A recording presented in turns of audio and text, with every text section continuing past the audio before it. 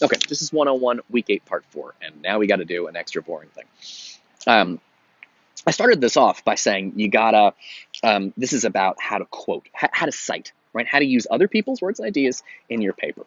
And I mentioned you gotta introduce the citation, and then there's 3 different kinds of citation: quotation, paraphrase, and summary, and then you gotta have your own commentary. And then there were some specific problems with paraphrase, which I explained, and there were some specific problems with your own commentary, making sure it's clear. Is it yours, or are you summarizing the person's? I don't know. Anyway, I try to break it down into some smaller bits and talk about some problems. So remember when I told you to mention the name of the book?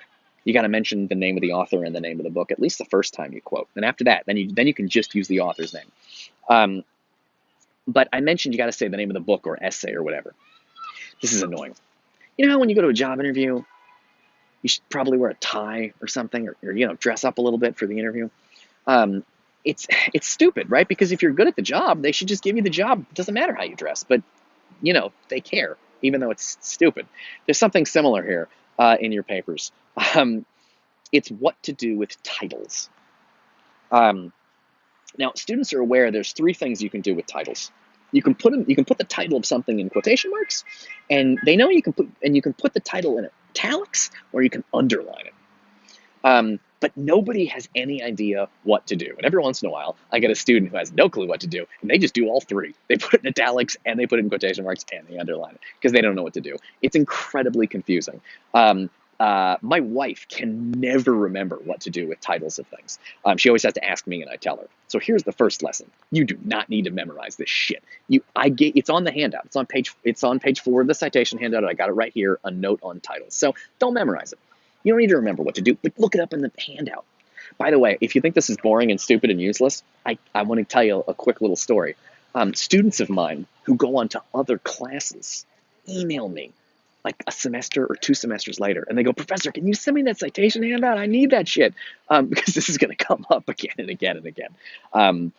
And my citation handout is short. If you try to get something else that has this, it's going to be much longer. So here's the thing. I mentioned there's 3 different things you can do with titles. Oh, shit. All right, I got to talk about something else. Oh, I'll say this. Quotation marks, italics, and underline. Which one do you do? Okay, so I'm going to make this real simple. Don't underline anything. That's easy. So now all you have to do is remember, do I put it in quotation marks or do I put it in italics? Never underline anything. Why?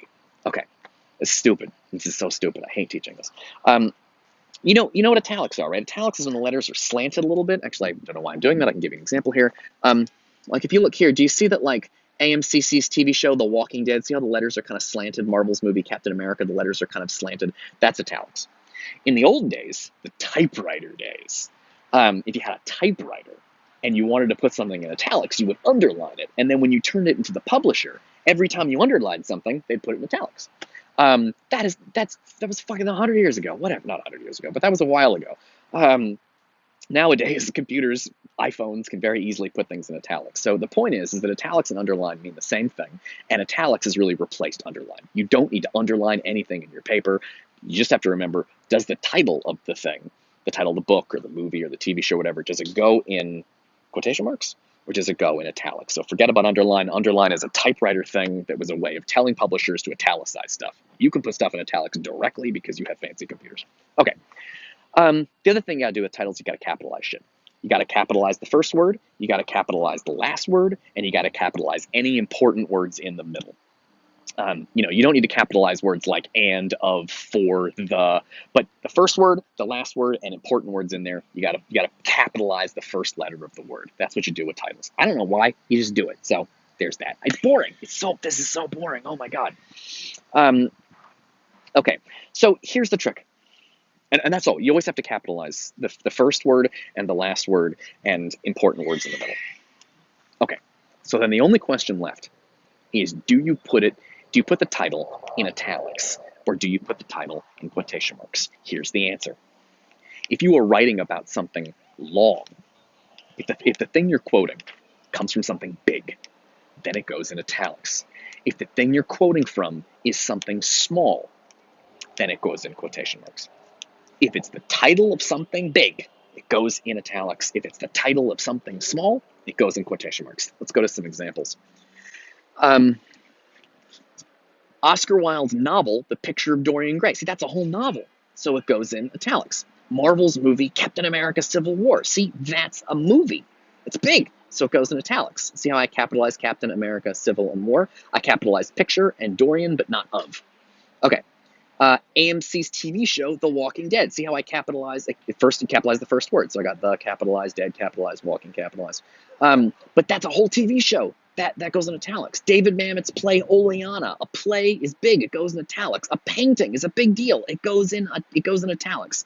So if you're quoting a novel or a movie or a TV show or a play or a painting, the title of that thing goes in italics.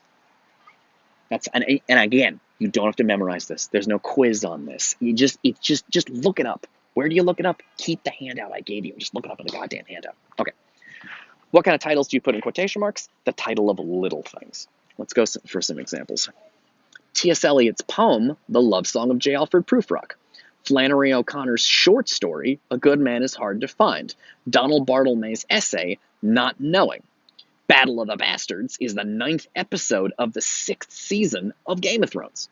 See, so Game of Thrones is the name of the TV show, so that's big. But Battle of the Bastards is just the name of one episode. So that goes in, an episode is short. A TV show is long, but an episode is short. So that means the episode goes in quotation marks and the TV show goes in italics. But see, an essay is short, so the title goes in quotation marks. A short story is short, so the title goes in quotation marks. A poem is short, so the title goes in quotation marks. It's very boring, but that's it. That's what you got to do. And this thing can get confusing because sometimes poems are like the size of a book, in which case it's a book and it goes in italics. And I don't know. The point is capitalize titles. Not every letter in the title, but capitalize every word in the title that's important. And if it's the first word, the last word. And if it's a title of something big, you put it in italics. And if it's like novels and movies and TV shows and plays and paintings, and if it's the title of something small, like poems and short stories and essays and TV episodes, then it goes in quotation marks. I know it's annoying. I know it's boring. I don't know what to tell you. By the way, I will never, ever bother you about this shit on a first draft. Just do what you want. I don't care. But the second draft, if I ask you to fix it up and resubmit it to get a higher grade, that's when I'm going to bother you about this shit. I don't care about this for first drafts at all, but I do care about it. I will send it right back to you for a second draft to make you work on it some more and fix it. Anyway, that was titles. Incredibly fucking boring. Okay, but we did it.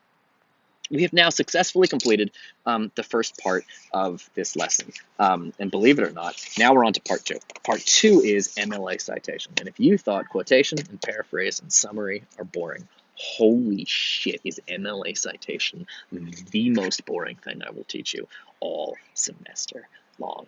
It is so dull. Okay. Cool. Let's talk a little bit about what MLA citation is. It's technical information. It's hard to imagine why anybody would need this information, but the way it works, theoretically, we're training you to do scholarship, to do, like, again, you're writing essays for your professors so you can get grades, but theoretically, you might want to write something for like a professional publication. In a professional publication, it's not enough just to say Plato's Phaedrus. People are going to want to know technical information about that book. They're going to want to know who translated it. Now, I don't know if they're going to want to know who translated the thing, because Plato wrote in ancient Greek, so who translated in English? If you're in professional publications, want to know who translated it. They want to know who published it. Who's the publisher? Now, you don't put that stuff in the essay, but there's this technical shit that goes at the end of the essay where you got to put things like the translator and the publisher and the date, and there's all kinds of other technical information that you might need depending on what you're quoting. So what MLA citation is, so it's one thing to be like, oh, Plato in his book, The Phaedrus, said this. Well, okay, but The Phaedrus has been published in lots of different languages, and even in English, it's been published in lots of different translations. So the question is, which translation are you using? When was that translation published? Because theoretically, somebody reading your essay, I know this is impossible to imagine, but theoretically, someone reading your essay might want to go look up what you said was true. You said Plato said this. Well, they want to see it in the exact fucking book. So they're going to go to the library, and they want to get the exact book you were reading.